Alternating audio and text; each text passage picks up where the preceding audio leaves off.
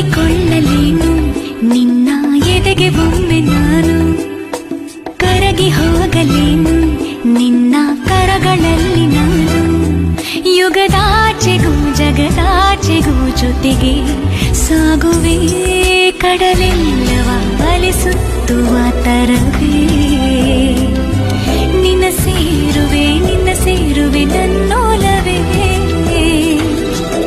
ಸಂಜು ಮತ್ತು ಗೀತ ಸೇರಬೇಕು ಅಂತ ಬರಿದಾಗಿದೆ ಎಂದು ಬ್ರಹ್ಮನು